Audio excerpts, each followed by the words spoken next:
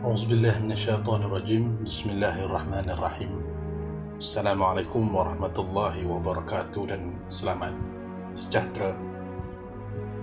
Pertamanya saya mengucapkan ribuan terima kasih kepada Tuan Yang di-Pertua Dewan kerana mengizinkan saya menyampaikan perbahasan sempena usul menjunjung kasih terhadap titah Seri Paduka Baginda Yang di-Pertuan Agong sempena dengan pembukaan sidang Parlimen untuk tahun ini. Pertamanya saya mengucapkan ataupun menjunjung kasih terhadap keprihatinan Seri Paduka Baginda Yang di-Pertuan Agong kerana telah prihatin dan begitu cakna dalam menyentuh isu pendidikan dalam titah baginda baru-baru ini. Sektor pendidikan merupakan sektor yang sama pentingnya dengan sektor-sektor yang lain, termasuk ekonomi, kewangan, keselamatan dan politik. Amat malang jika sesebuah pentadbiran itu meremehkan ataupun tidak mengambil sebarang perhatian untuk memperkasakan sistem pendidikan dalam negara tersebut. Di Indonesia, baru-baru ini Menteri Pendidikan dan Teknologinya telah mengumumkan bahawa Indonesia akan mula merombak sistem pendidikan negara tersebut menuju kepada sebuah sistem pendidikan yang lebih fleksibel terhadap pandemik dan juga bencana-bencana yang lain. Ia merangkumi perubahan menyeluruh daripada peringkat asas sehinggalah kepada peringkat yang tertinggi. Hal ini bertitik tolak kepada kesan atau impak lost generation yang berlaku akibat daripada pandemik COVID-19 yang melanda dunia awal 2020 atau 2019 lah yang paling jelas.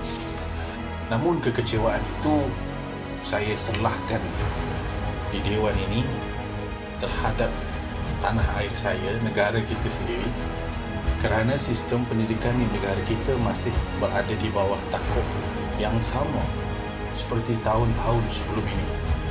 Malah anjakan yang dilakukan pada tahun 2018 itu tidak berubah sama sekali walaupun sudah hampir 4 tahun. Kita masih berpaksikan kepada konsep tutup buka sekolah. Malah ada banyak isu-isu yang terbenci dalam sistem pendidikan itu tidak dijelaskan dan dijawab dengan tuntas oleh Menteri Kanan Pendidikan, termasuk timbalan-timbalan menterinya. Ini satu kekecewaan. Dalam tempoh 2 tahun, kita masih terberlengu dengan sistem pendidikan yang lama, terperangkap dalam sistem yang merosakkan, yang mencicirkan beribu-ribu rakyat ataupun kanak-kanak di negara kita. Ini adalah salah satu kegagalan dalam kita menguruskan sistem pendidikan semasa pandemik. Maka saya berharap pandangan dan juga teguran ini dapat dipertimbangkan. Yang kedua, saya ambil masa yang agak ringkas dalam perbahasan saya kali ini adalah guru sebagai pemegang taruh paling penting ataupun aset yang paling utama kepada sistem pendidikan negara. Tetapi guru diabaikan, malah guru dianiaya dengan seteruknya apabila mereka dibebani dengan pelbagai tugasan-tugasan yang bukan direct ataupun bukan secara langsung kepada pembelajaran anak-anak murid. Ini satu pengkhianatan, ini satu penganiayaan kepada guru-guru kita.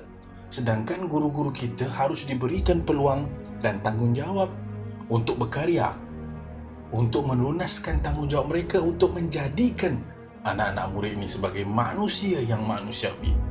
Tetapi bila dibebani dengan kerja-kerja pengkeranian, kerja-kerja yang bukan hakiki, menyebabkan tumpuan guru-guru ini tidak boleh membentuk anak-anak murid kita. Sebab itu, menjelang peringkat awal sekolah menengah, anak-anak murid kita sudah mula tidak mahu berminat dengan pelajaran. Mereka ditekan dengan pelbagai aspek kerana mahu mencapai target yang ditetapkan oleh KPM, tetapi tidak diperlukan di peringkat pasaran pekerjaan. Ini satu kekecewaan. Terus saya lompat kepada melihat kepada aspek kemenjadian murid itu penting berbanding melihat kepada pencapaian peperiksaan. 2018-2019, Kementerian Pendidikan ketika itu di bawah pimpinan Pakatan Harapan merombak sistem pendidikan dengan memansuhkan peperiksaan untuk murid-murid tahap 1 sekolah rendah. Ini adalah salah satu permulaan perkembangan mereka.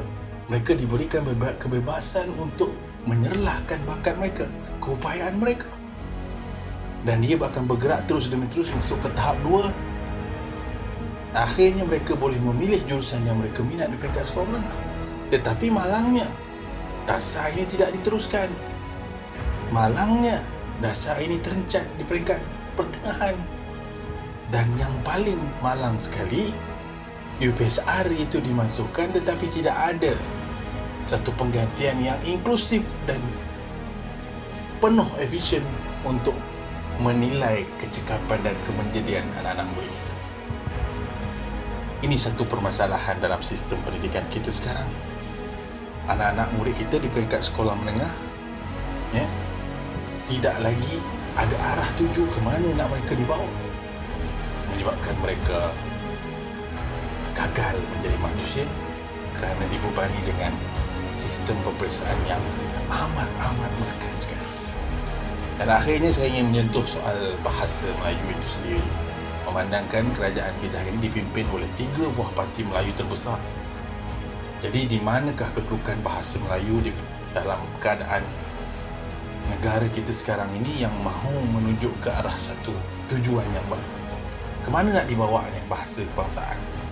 Di manakah pemerkasaannya bahasa kebangsaan ini? Kalau dalam sistem pendidikan, anak-anak murid kita dibebani dengan macam-macam aspek sains, teknologi, matematik yang begitu berat. Sedangkan bahasa itu, sastra itu mampu membentuk intelektual anak-anak murid ini di peringkat awal lagi. Di mana Dewan Bahasa dan Pustaka sekarang ini diangkat? Apakah kedudukannya? Ini yang harus dipertimbangkan oleh kementerian dan harus menjawabnya, insya-Allah. Maka saya berakhirkan perbahasan saya kali ini dengan mengingatkan kementerian agar mengambil cakna kepada semua kritikan dan pandangan yang telah diberikan serta kerap memberikan penjelasan atas kedudukan semasa beberapa bulan. Guru-guru interim bahasa Inggeris ini tertunggu-tunggu dengan keputusan itu, barulah sekarang KPM nak menjawab. Isu beg berat berbulan-bulan, barulah sekarang baru nak jawab. Kalau masih awal diterangkan, dijelaskan, insya-Allah benda ini boleh menenangkan mereka-mereka yang terlibat dalam permasalahan ini. Sekian, terima kasih tuan yang dipertua. Assalamualaikum warahmatullahi wabarakatuh.